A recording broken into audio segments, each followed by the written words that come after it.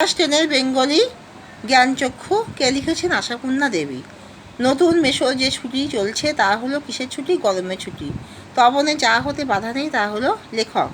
তপনের যে আত্মীয়ার বিয়ে হয়েছে তিনি সম্পর্কে কে হন? তপনের ছোটো মাসি।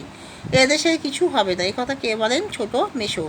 গল্প যার হাতে চলে গেছে তিনি হলেন ছোট মেশো। আর সেই সুযোগে দিব্যি একখানি দিবানিতা দিচ্ছিলেন, সুযোগটি হলো গরমের ছুটি। ছোট মাসি সেই দিকে ধাবিত হয়েছে, সেই দিক বলতে বোঝানো হয়েছে নতুন মেশোর দিকে। চোখ মার্বেল হয়ে গেল, এখানে চোখের আকারটি হবে গোল। কিন্তু কে শুনে তার কথা? এখানে তার বলতে কাকে বোঝানো হয়েছে? তপনকে। জ্ঞানচক্ষু একটি কি ছোট গল্প। জ্ঞানচক্ষুর গল্পটি লিখেছেন কে? আশাপূর্ণা দেবী। শুধু এই দুঃখের মুহূর্তে গভীরভাবে সংকল্প করে তপন। এখানে সংকল্প বলতে কী বোঝানো হয়েছে? প্রতিজ্ঞা। সারা বাড়িতে যে কারণে শোরগোল পড়ে গেল তা হলো তপনের লেখা গল্প পত্রিকায় ছাপা হওয়া।